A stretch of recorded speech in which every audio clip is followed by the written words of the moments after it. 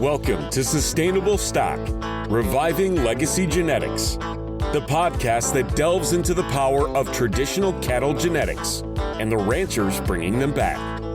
We're returning to the tried and true practices that prioritize what truly works on the ranch. Each episode, we'll talk to ranchers who are rediscovering the methods that built strong, resilient, efficient, and fertile herds in the 1960s and 70s. These breeders are blending the best of the past with practical solutions for today's ranching world. Whether you're passionate about the future of ranching or curious about heritage genetics, this podcast is for you. Presented by Boss Sires. Tune in as we reconnect with the roots of the herd. Here's your host, Patrick Powers. Well, welcome back to Sustainable Stock. Today I'm joined once again by John Atkinson. If you listened to our first conversation, you already know John brings a level of clarity and conviction that's hard to ignore. He's someone who's not just thinking critically about the future of cattle, but actively working to build it. This episode picks up where we left off with a deeper look at what it really means to breed for longevity, land stewardship, and functional value in a world that's chasing shortcuts. John, are you with me? Yes, Patrick, I'm here. Well, I'm excited to have you back on. I feel like I didn't do you justice last time with my audio quality that I was able to deliver and my editing capabilities. We've definitely come a long way. So I'm ready to welcome you to take this any direction you'd like. Thank you. No, I appreciate the do-over as it was my first time on a podcast as well, and I was in the truck with two kids driving a couple hundred miles in and out of mobile range, so I've re-listened to it, and I definitely could have done better from my end. Well, as we discussed right before we started, do you think it could have had anything to do with the $12 AirPods you chose to buy? No, it was high quality. It definitely, my wife has not commented on my lack of audio clarity with those. That's wonderful. Well, Bob, has anything shifted in your world since our last time speaking? I know you had a little moment of notoriety there at home, right? Yeah, I mean, we've got a few things on the go over here at the moment. We've got a international sale, which is very exciting, going over to Africa in the next few months, which will be the first shipment to go live animals to go into Africa for a number of decades. So that's, there's a few balls in the air at the moment, and I'm very keen to get some of these things done and get the cattle in front of a different level and different line of buyers. Yes, sir. Well, so this will be, how long do you think it's been since y'all have had a live animal export to that portion of the world? Well, we've never had a live animal export. The last drought masters to go into South Africa that I know of were in the 1990s. Oh, really? So the genetics that they played with for up until probably only 10, 12 years ago, when a bit of semen started to go that way, they were basically playing with about 3 different bulls and trying to crossbreed them across Afrikaner and Beefmaster types and call them their SA drought masters. But, the fact that they may have only been a 1/8 or less, they certainly looked more like their base breeds than they did a drought master. So, yeah, I mean, it's exciting to have, I guess, not only purebreds going over, purebred Australian drought masters, but also, I guess, we're excited to have our type, which probably differs to what is over there, due mainly to the carcass attributes that they, like the rest of the world at the moment, are very focused on. And yeah, I mean, it's an interesting country. They are looking very heavily at the moment at myostatin because they've chased those expressive carcasses. They've found themselves in a bit of a trap of now having an enormous amount of myostatin within the industry over there. And it's a rush now to get clean cattle because people don't want to put carriers over carriers, and they don't want the infertility that goes with a carrier. Okay, well, that transitions well into my next thought is, could you describe how this came about? Was that through good marketing work on y'all's behalf, or did y'all feel a little pursuit in this? How did these buyers find their way to you and your operation? Certainly not good marketing. I can never claim that. It was actually probably just honesty and being very transparent with the client. It was brought to us through Rocky Repro, who's one of the main genetics companies over here. They were just chasing semen. And I got asked about a bull that we had on stock that was a purchased bull that we'd bought a few years beforehand. And I got the email forwarded onto us, and I emailed back when they told me which bull it was. And I just said, look, if you've got a chance to have a chat, I'd like to understand what your goal is and what your environment is. So the buyer was very happy, sent me his WhatsApp number, and I rang him and basically I said, look, I'm really sorry, but that's not the right bull for you guys. I have been to Africa 6 or 7 times, and I understand a bit about their market, and they were reasonably new into the beef world. And I just sort of said, look, I'm more than happy to point you in a direction of a different bull, whether it's ours or someone else's. But certainly for your market, I know that that's a nice photo of a bull and all that sort of stuff, but he's certainly not the type that's going to do you justice. That's excellent. That's important. Basically, just from me saying no, I don't think that's the right bull for you, he was sort of blown away by that as a sales pitch. And we started up a conversation, and I sent him a bit more info, and we've started up a good friendship with them. And he came out and spent 3 days out here looking right through the studs. We went back and forth and mulled over it each day. And I mean, he sort of, within reason, gave me a bit of rein to help him out. And I said, well, to be honest, if you're going to take live animals over there, I want them to be our best. I don't want to be selling you second-rate stuff. Not only for the fact that it's a big cost for you guys, it's your first real step into this higher end of it, and it's also our name on the line. I want the right article for you and for us over there. So we ended up going through and picking out about the best 8 or 10 heifers that were going to suit him. And I mean, I made sure that they were out of cows that I was really, really happy with, that were going to hopefully be there in 10 or 12 years as matriarchs for a whole new genetic pool coming into that part of the world. Do you all already have a high expectation of adjustment for these cattle, or is it a severely different environment? Do you anticipate any needs of them, or do you think they'll just roll right into it? No, I mean, obviously, climatically, there'll be a little bit of variation purely due to elevation over there. They're going to be quite a bit higher up than where we are, not to a crazy point of snow or anything like that. But, I mean, the property we're on here, it's pretty tough country. So I'm actually very excited to see how good these cattle look in their part of the world, because it is a lot better country than ours. So I'm not worried about them going backwards. I'm actually super keen to see how they look in their country. That's great. John, how do you feel some of the things have shifted since our last time speaking for the podcast?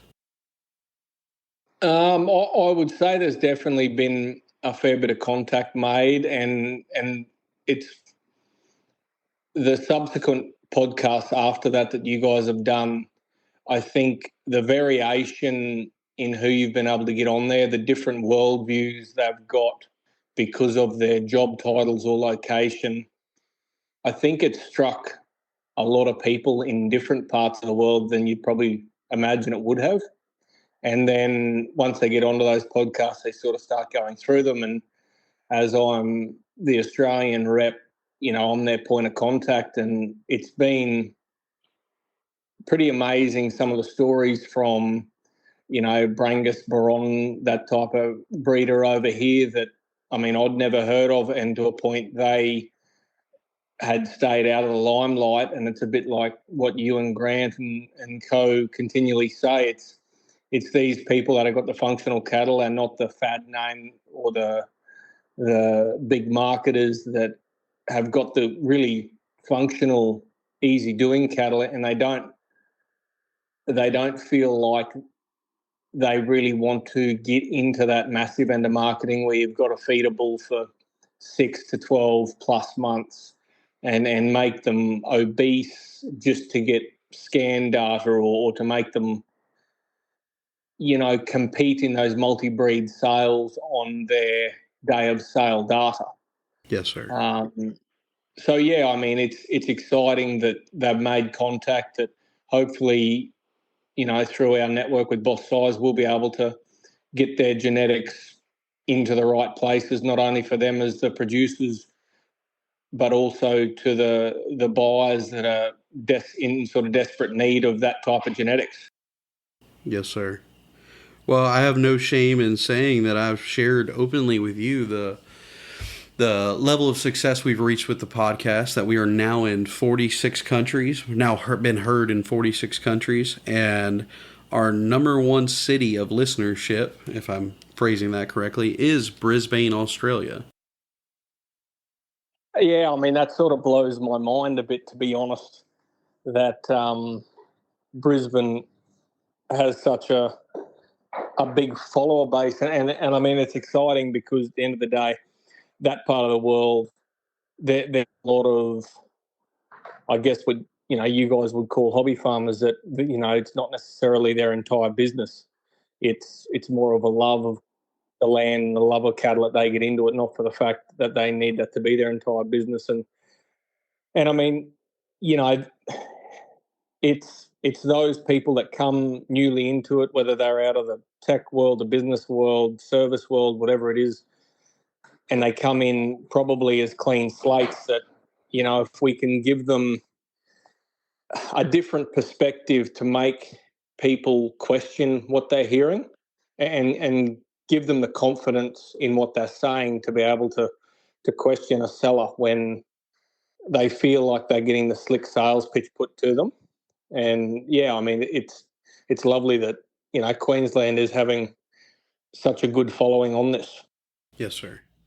Well, I think it speaks a lot to the kind of producers we have the opportunity to reach with this, and the education level that these folks are seeking. I'm an audiobook person, and I'm, in hosting this, I'm constantly diving into the world of cattle and regenerative ranching and the practices, and accepting the concept that it's not a one-size-fits-all. So I'm trying to get a sampling of here and there. And a recurring theme that I keep encountering in these readings, or listenings in my case, is that it's gonna, in their opinion, it's gonna be harder to adapt these large commercialized herds to where it's a application of business. It's a large cog moving machine. That is what we're proposing isn't so radical, but to someone who's already fit a system like that, we sound radical. So the people we do attract are middle-aged, are young, are a little bit older than, your youngest of folks, and they're trying to rethink agriculture because they're trying to find a path of profitability, not only in getting into it, but in maintaining it. There's a lot of research being done and I think folks are starting to realize that if you stick with conventional wisdom, those principles have the opportunity to lead you to failure within the first 5 years. So as much as I thought we were going to get people to shift to this line of thinking, I think most are starting with this line of thinking. And I can understand that. And I think that's probably a little bit of that old mentality. And a lot of agriculture, not only due to the age of the average farmer, but, once we find a way to do it, we tend not to want to change, because whether it's what your parents did, your grandparents did, what your neighbour does, it's what and it's the fear of the unknown that probably handcuffs people to going back to the old safe option that they were once doing.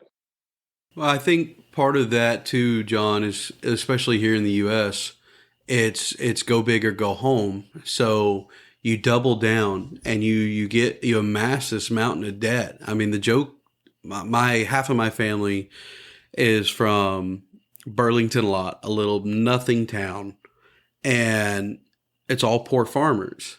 But then you go see this poor farmer down the road, and he has $1 million worth of equipment. And it's because you think I'm laughing, you think I'm joking, but I know it's a common thing. This poor farmer is financed through the nose, and he'll tell you that he's trapped, and it's just to keep up, and that's the only way to be profitable, and it's the only way to do this. And I think a lot of young people are looking back on the operations their grandfathers hosted and seeing that they don't want to be a slave to it, and they don't want to be trapped by it, and they don't want to be trapped by those thin margins, because they're realizing who truly profits in that. When you've got to keep growing to be able to keep up and keep that slim margin there.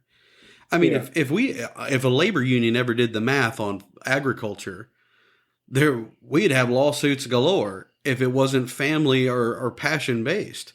Because who's going to put in a 160-hour week and carry $1 million worth of overhead to be worth $8 an hour? Right? Yeah, well, it's lucky that most of us don't sit down and do those numbers, because none of us would do it. Well, I think a lot of young people are shifting and realizing that we're in an age where, as an employee, you're not valued at the level you feel you should be in a lot of workplaces. So they're trying to value themselves. So in analyzing that relationship with money, why wouldn't that travel to agriculture as well, and try and enter at a responsible level of investment and retain that to you, not be beholden to the bank or an investor. So these kind of principles and genetics that you and I speak on, and my guest, they make a lot of sense, because they're often the same entry cost, but they have principles of longevity and fertility and things that refeed into your system rather than benefiting the guy right down the road. Yeah. And I mean, that's even to the point of with the semen sales with Boss Size. I mean, I love the way you guys have structured it, that it's not going to break the bank. We're not trying to sell, $1,000, $5,000 straws, whatever it is. And then there's that mad need for return on investment. It's about not breaking the bank to get into the genetics, and then watching the genetics do what they should be doing, and doing it cheaply and doing it easily. I mean, there's so many things within the Boss Size, I guess, bracket of bulls. It's not just the low maintenance, it's temperament, it's fertility.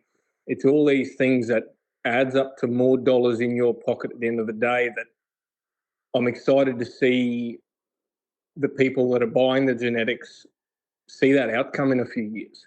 Yes, sir. Well, I mean, some people, it has to feel to a degree to a lot of these boss hired producers, like others are just waking up to a new reality, that you can have this relationship with your cattle and it not be all opening your wallet and just letting them graze out of it and then hoping you get that, at least that back. Yeah. Y'all have lived this reality. So I can imagine that y'all are excited to see a shift in this direction. But along those same lines, do you feel like, since we've started speaking in this way, and as much as it has been an adopted language on our parts, we've also started this journey of education for ourselves and others. And in that process, it's so funny to me to see these commercial producers start stepping up and act like, oh, we've been doing that the whole time. Y'all are just catching on to it. And what's funny is now their whole catalog just look. I mean, they're fertile as all get out too. We just didn't know it. I just wish all these people would have showed me all this before, or there would have been no need for boss sires. Yeah, well, maybe there's just a massive number of coincidences happening very recently. Maybe everyone's been just about to have the same conversation, and now all of a sudden everyone is. But it's quite amazing, some of the phrasing and terminology. I mean, the last few years, it's always been about growth and bone, and all this is your marketing, and now all of a sudden, people are throwing sort of scary things around like bondsman. They're adding bondsman to things that probably don't have a right to be, and they have fertility written next to cows that definitely don't have a right to be. And I mean, to a point. On the other hand, I mean, that's probably the negative side of it. I mean, on the other hand, I think there's been a fear or stigma or whatever it may be that people don't want to be the first to come out and speak what's on their mind. And, some people that probably have been sitting back going, holy Christ, where are we going? But no one's game enough to actually stand up and say that. Yeah. And I mean, just for instance, here in the last 10 days, a friend of mine who's a very good vet, he wrote an article in one of the papers, or was interviewed in the article, regarding the northern Brahman breeding herd. And I mean, you got to remember, 99% of the genetics north of the Tropic of Capricorn have some sort of Brahman in them in Australia, and 90% of that, 99% is direct out of the US, show string, Houston show, all of this sort of stuff. And I mean, he made a comment that I am sick of hearing why are my 400 kilograms, so 900-pound heifers, not cycling yet. And the other one was why that he hears from breeders and commercial operators, why can I not get a wet rebreed on my cows? And can you define that? Yeah, so a cow that's nursing a calf isn't cycling, isn't falling pregnant. So, I mean, that's why, there are some people that manage accordingly. They wean very low ages to try and kick the cycling in, or they just have come to the realization that cow's only going to calve every 2 years. And that's a devastating point when that becomes acceptable. I mean, it's like settling in a relationship for someone who's well below you. You just, the shoulders drop and you go, oh, well, yep, well, we're only going to have 40 to 50% calves every year, but that's just what we got to do. Yeah, she's not a looker, but man, she can cook. No, you've definitely got to, from a male perspective, always aim higher. Yeah. But yeah, I mean, for someone like him to write an article like that, he's a Brahman breeder himself. He's done artificial breeding. He's bought the deer heifers. I mean, it's a pretty big thing, and especially when he's a vet and that's his business. To come out and say that, I mean, it must be a very scary reality when he's traveling around to these cow herds of, tens of thousands. Yeah, what level of frustration did he have to reach before he said, screw it, I'm saying it? Yeah, I mean, and obviously every other vet and breeder in the north is seeing it every day as well. But there's certainly a stigma or a fear of backlash, especially when that's your business. Yeah. To be the one to come out and say it. And I mean, I'm appreciative that, and I'm not saying he said it because of boss size, but it's nice to have other people acknowledging what we are so we don't look like the loonies. Well, that was going to be the comment. I didn't want to interrupt your flow earlier, but it sounds like everybody needs to adopt an idiot like y'all did to come out and just talk about this stuff. Yeah, no, it's certainly been interesting, and I got to say, even my darling wife sort of said to me after doing the first podcast, you're going to annoy some people saying this. And I said, well, it's only going to annoy them if it's true and they don't want to admit it to themselves. Yeah, that's a question I've walked away with on some of these episodes is I hope it finds its way to the ears of those that are on the fence, are getting ready to start shopping, or just took over a grandfather's farm, or just had the family trust hit their name and it's time to invest in a strategy to fund their children's future. I hope they're finding their way to a message like ours. Yeah, and I think, as you said, it's the big is better. That's probably the fear, and it's especially those people that are coming into the industry that are new. It's the glossy show ribbon, the big catalog, the big name that they think, well, if I purchase that expensive line of heifers from that stud with that prefix, then it's a big investment to begin with. But oh God, I'm going to sell them for a lot of money when the calves come in. It just doesn't work that easily. No, I've said that a couple of times. If I was fresh to all this and having my small acreage, that's all I was able to afford. I would want to make the largest impact with the smallest footprint. And of course, I'm speaking on all of that in economic terms. I would want to make the most I could with the smallest area I have available. So I would make that trade-off. Okay, I could only afford this much land, but I can afford even more to invest in cattle as long as they're an impactful group of 5 to 6. And I would have been led straight to failure if I would have followed traditional wisdom. Oh, well, I mean, it's a little bit like what you guys all went through the end of last year and the start of this year. It's a follow the money type mentality. Yeah. I mean, if you go and talk to a livestock agent that works for commission, he'll take you to the dearest pen. If you go to a breeder and you go there and say, well, I'm all new into this, and I want to be a big operator, and I've got all this money to spend, and you tell him, well, I've got $10,000 per heifer. Guess what? You're going to spend $10,000 on every heifer, whether she's worth it or not. Yeah, it's like when you go to a realtor, whatever you got pre-approved for, guess what end of the market you're shopping at? Exactly within $1 of that. Yeah, I love the TLC people. It's a little bit out of your budget, only by about $1.5 million, and that's a lot of money for a full-time butterfly chaser and pencil sharpener. Sorry, I get a little too relaxed speaking with you.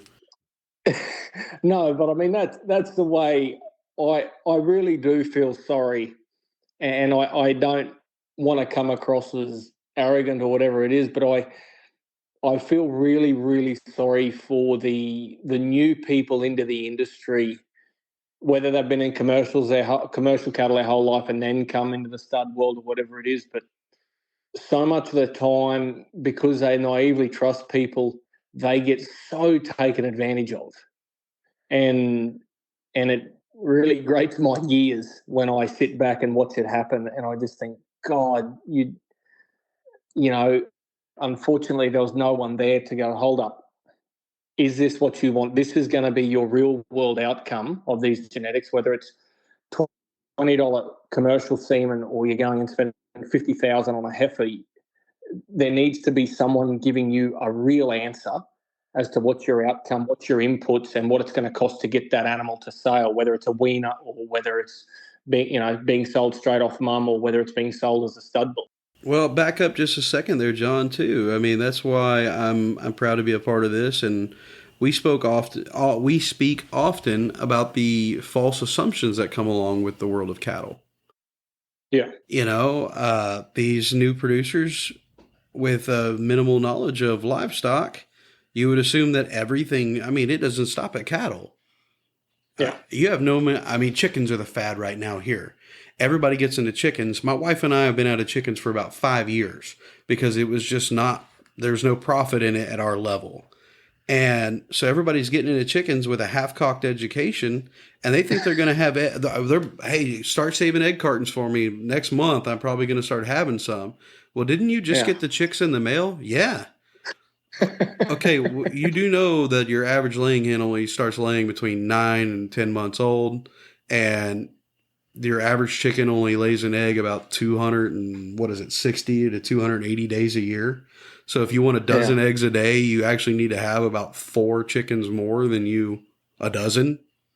Yeah. And these people look at you like you've got a third eye. So there's your perfect example of assumptions of a portion of a livestock industry. Chickens they eat grain and they make breakfast nuggets. No, well, I guess it was go very off topic. It was the dashhound breeding program of COVID over here. Dashhounds became the most expensive animal as far as increase in price. Are you talking about weenie dogs? Months. Weenie dogs. They went from being a $2,000 pup to a $12,000 pup within 6 to 12 months during COVID. And everyone then wanted to get into breeding them, not realizing that once this stupid thing was over and done with, that there'd be an oversupply and an under demand, and everyone's left there with 3 bitch pups and a male pup to breed all these weenie dogs, and COVID's finished, and now what do I do? Yeah. So how many do you have?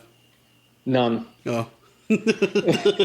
we've got enough other dogs that we didn't bother getting into that. And at the end of the day, COVID didn't affect us at all. It didn't change what we couldn't do. We were very lucky over here as far as in the ag world. Yes, sir. But getting back to it, I've seen it in every breed probably over here, and I mean probably most species, whether it's the horse world, the sheep world. I don't know much about pigs. But certainly the cattle world, in every breed, it's, they can smell that newcomer and they line that agent up and they just milk them for everything they're worth that year and the next year. And they know that in 3 years they're probably going to fall out of the buyer's stand anyway because they aren't getting that return on the first crop of calves, so they don't come back. Well, and the bad part is they're not the only one. It's like the very same salesman that led you to those cattle that were going to fail you. He's got the same... The next time he sees you and he looks at them and they're melting away in your pasture and your bull's struggling to breed back and everything, he hands you a card and he goes, man, this guy right here, he does his own special blend of feed. He pours this molasses in there and it allows him to choke down a couple extra pounds a day. And that's how you're going to bring that fertility back in. Yeah, I mean, it's just sales pitches, and the better they are at it, the more advantage they're going to take of you. Yeah, well, and it's built in too, man. Man, it was a droughty year. They didn't say our rainfall was on par, but your area in particular. I mean, you hear that crunch in the grass? It feels a little drier here. Y'all might need to up the feed a little bit. From your feed rep. Yes, sir. Yeah, no, I don't want to get too negative with it, but yeah, it breaks my heart sitting and watching people just pour money endlessly into something that they're never going to get the return back. Yeah, well, I mean, I'm sure a lot of this episode is going to end up sounding more and more like a shooting the bull, but that's just because the comfort level you and I have found in speaking about these topics. Yeah, well, you wait till a shooting the bull; it might get a bit real in that one. Yeah, I think everybody is pretty keen for one of those right now. No, I think there's a few of us that have been sitting back watching a bit happen lately, and silently the hand's starting to twitch and the head's starting to wink a bit, and you're going, oh my God, I can't deal with this much longer. Yes, sir. Well, last time I had you on, John, getting back to our serious note, we highlighted your operation individually, and I'd like to offer you the opportunity to speak on anything that's been highlighted since we last spoke. You covered the excitement of your shipment going to South Africa, but in light of hearing, more podcasts like this and hearing other producers sound off across the industry, is there anything now that really stands out to you about cashmere cattle?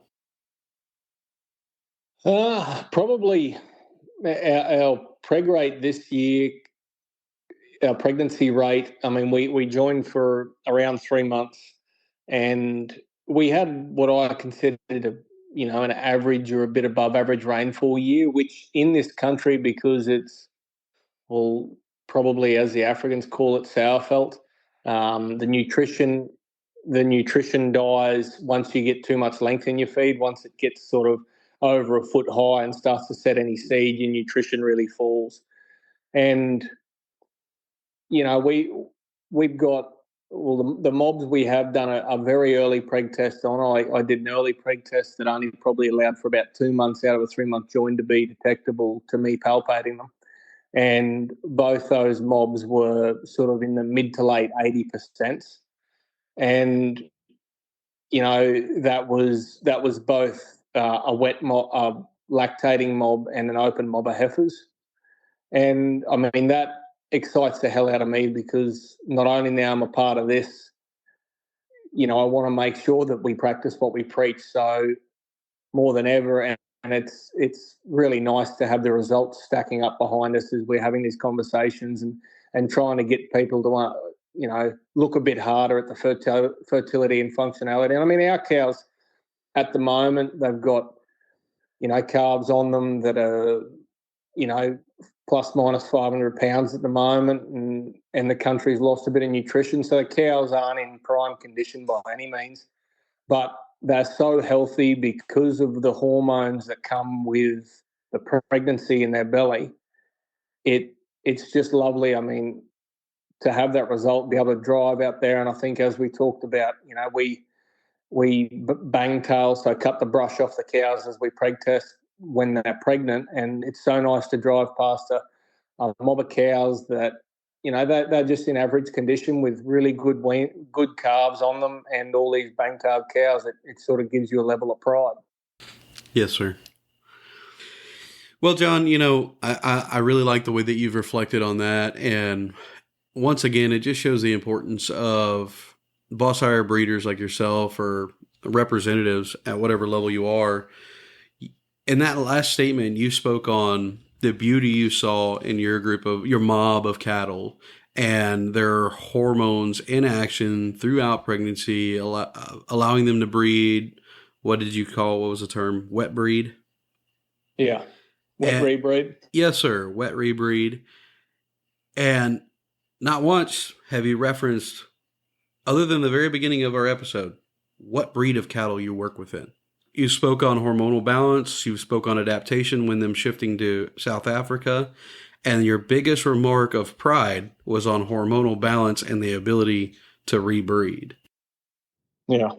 Well, I think that, I mean, it shouldn't matter essentially what breed we're in. All breeds, as we've always talked about on here, the variation within breeds is immense. And every breed has these types of cattle that are able to do it in their environments. And I mean, as I've sort of talked to you previously about, I mean, I think the commercial cattle breeders have to be very, in my opinion, and take that with a grain of salt, be very open to crossbreeding your cattle. The advantages of crossbreeding are just enormous. And it's not only, I think we might have discussed it with Darius in one of the phone calls. Yeah, I was just about to say that. You and Darius and a couple other guys have really touched on that. If you want to walk me all the way through the mindset behind that, I mean, Darius acted like it was a V8 slap on the head moment. Like, why wouldn't you? What was the benefit of owning 2,000 of the same damn thing? Yeah, and I mean, unless you are getting a supreme premium for that article, it makes no sense in my mind to stick to one coat colour, one breed, whatever it is. I mean, the old adage and the main push for crossbreeding or heterosis has been for improved weight gain as a terminal cross. But you get increased fertility, increased milking ability. There's 5 or 6 things that you will change just with that heterosis let alone if you're using a breed that's going to improve things. So if you're in a Indicus breed where fertility and udders are an enormous problem, and or whatever breed it is, or if you're in a Taurus breed that has problem with parasites, internal, external parasites, if you can go even within your own breed, you're able to get heterosis. But if you can go to another breed, you will get that much more of a kick with all those things. And if you can use an improved breed for those traits that you are low in, it has the ability to correct you in one generation. And I was talking to Mr. Boggs that you'd done the previous phone call with the other day. And Yeah, Boggs Peralta there in the Philippines. yeah, and I was talking to him about the concept of crossbreeding and the advantage with boss size of having so many different breeds and different breeders within most of those breeds and different genetic lines that you can pick and choose your way through and F1, and then across that F1, if you've got ones that have got more indicus or less indicus, you can go whichever way you want with AI, and you can really purposefully join each female the way you want to do it to create the ideal outcome for you. Yeah. Well, a minor shift there. John, what do you feel this message brings to Australian producers? You know, I have to say that I've taken advantage of you today. I feel like you're my one Aussie connection I've got, and I'm feeling a lot of love from that side of the world. So I'd like to hear, how have you had interactions? How are we being received over there? Yeah, well, as I said, I've had a number of calls and messages, and it's all been very, very positive. And I think, as I said, it's If I'm repeating myself with this, just tell me. I mean, no. I mean, I hope, as I said, I don't want to be negative, and I don't want to be casting a light on any one breed or anything. But I know within our breed, we became very popular in the early 2000s and saw an enormous influx of new breeders come in, whether they were generational commercial cattle breeders that then wanted to play in the stud world, or they were totally external to the ag industry and came in because, they wanted to buy a little farm and get into cattle. And I mean, yeah, it really hurts sitting back and watching them come in, be in there for 5 years, and just drift out the back with a sour taste in their mouth. And to a point, that's a loss not only to them that they've had the bad taste, but it's a loss to the ag industry that these keen cattle producers in whatever breed are coming into the industry. And unfortunately, they're taking the highway to the mainstream instead of going, left of centre or right of centre or whatever it is, and having a bit of a look at what's around. Because at the end of the day, if you don't know what you don't know, and if you're new into an industry, you have very few ideas about what to ask in those early days. absolutely. Well, Did that answer what you were meaning? yeah, to a degree. I don't see a whole lot of, and maybe it's just because the Facebook algorithm and the YouTube algorithm isn't attuned to me. A guy living an hour north of Houston. But the little bit Yeah. I have seen in regenerative agriculture coming out of Australia has been y'all's use of live wool. And I know I shared that article with you. Have you seen any new innovations taking place there that have given you some hope in the ability of the producer to have a greater relationship with the land they're working with?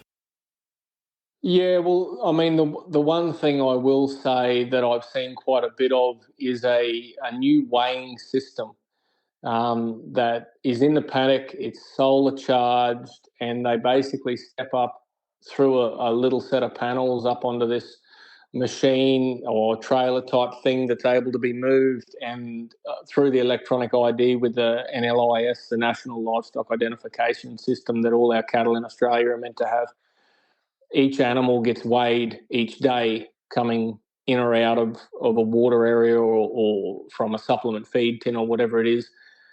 But the breeders that are utilising this are finding enormous gains because they get updated gains. They see the slide when the weights, their weight average daily weight gains start to deteriorate, and they move those cattle or they adjust the supplement or whatever it is to make sure that they are keeping their animals going in the right direction for as long as possible. And I mean, most of these people that are forward enough thinking to be using those things are probably also using a rotational grazing system or something to that effect anyway.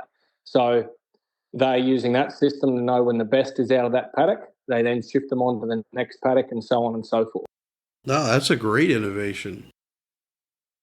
Yeah, it's I've got good friends up north that they were sort of some of the first people to do it, and they got given one of them at a good deal purely because they were one of the guinea pigs in the trial. And I mean, they use it now without a doubt. And every time I talk to him, I mean, he's just able to roll off the statistics of the weight gain in his cattle. And I mean, because they trade quite a few cattle as well, they use it very effectively. That's already got my wheels turning, man. I can imagine how someone coming from our line of thinking could utilize that. You're right, to just further that relationship. And you spoke on it in a previous podcast. I don't recall if it was, I'm fairly certain it was our last episode of Shooting the Bull. The wisdom you were given over once you've reached a certain level of cattle, you can only provide so much care. Yeah. And tools like that just extend that even further. You don't have to have staffing to be able to monitor the pasture at that level. If you can watch, take a daily snapshot of what the land itself looks like in a region, and it was exposed to those cattle, and you can see their daily gain relationship to the degradation of the land there, and move them and lessen your impact on each holding and improve. Yeah, it's a fallacy to try and constantly improve on nature, but you can help. I think you've got to work with it to the most degree, the highest degree that you can, because as I said, you can't change it. No, you've just got to adapt your systems to use it to its optimum. Yes, sir. And I mean, Australia probably to a point. Again, coming back, as I've said in previous things, our labour costs are exorbitant here. So we have to be able to do things in a way that, whether it's our infrastructure in our yards, our corrals. I mean, we've got amazing what you guys call chutes here that are all pneumatic or air operated, where one person can stand there and they can close 4 or 5 sets of gates going back along the race, keeping cattle up, and then they'll have a swinging D yard in the bugle or force area behind the race. It's all automated on the one control panel. They stand there and they just keep the cattle flowing, and that's a one-man job now, and not 3 people someone on the back gate, someone on the front, someone up on the chute looking after them, and one person stands there and does it all. And I mean, it costs money in the initial outlay, but it's a one-time expense, and that system is there, and it's there for 10 or 20 years. Yeah. And I mean, most properties over here, most farms, especially the big ones, we all have water monitors that are solar powered or on whatever, well, mainly solar powered, where our water tanks, troughs, whatever it is, have either got cameras or monitors on them with an alarm set that if something goes wrong and that tank drops an irregular amount in a certain period, the alarm goes off and you go, right, I've got to go and check that. Something's wrong out there. And I mean, that's, again, it sort of comes back to the fact that because we don't have the labour here, we have to get smarter because the days are the same length. We can't change that. So we've got to work smarter and not harder. Yes, sir. Well, John, is there something that you really hope to achieve with this episode?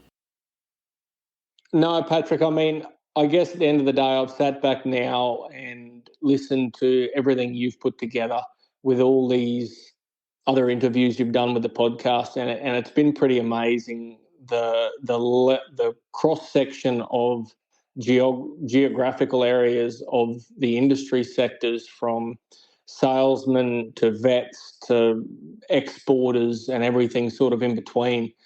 And yeah, I guess when you gave me the opportunity to come back on and have another chat with you, and knowing that we've probably got another shooting the bull up our sleeve pretty soon, that we can really unload and relax the tongue a bit.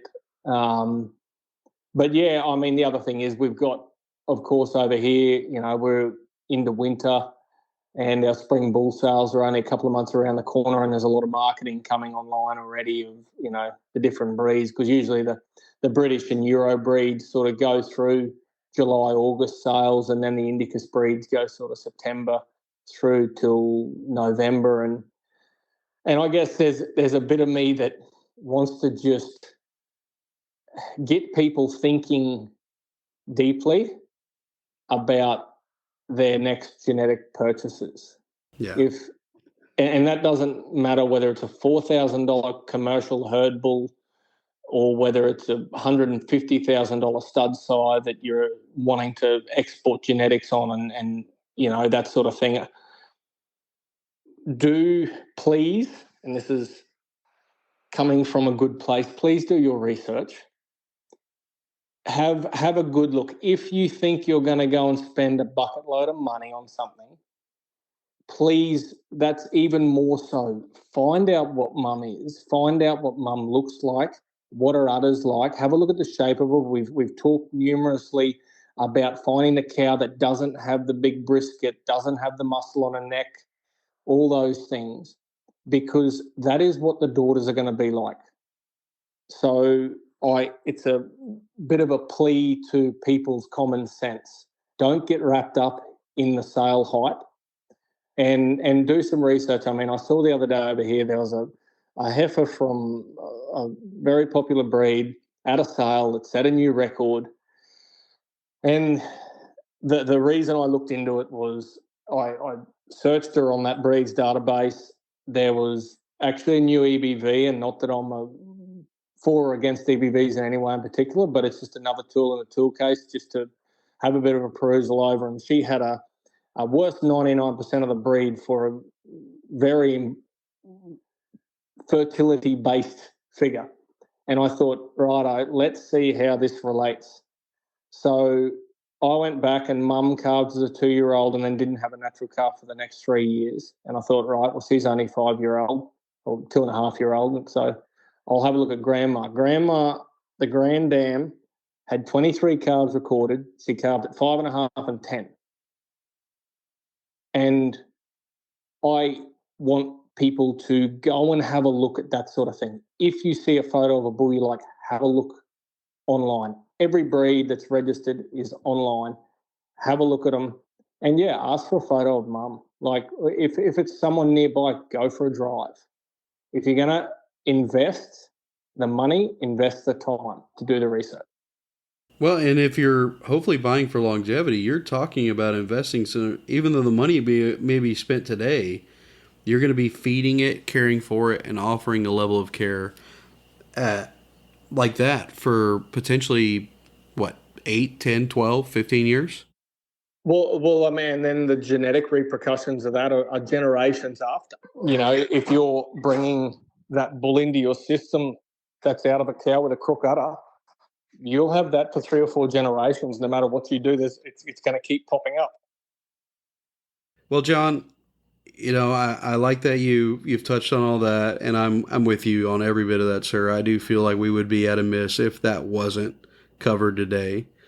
But I want to offer you an opportunity to expand on it a little more. What do you feel the moral obligation of the cattleman is to the land, the cattle, and the next generation?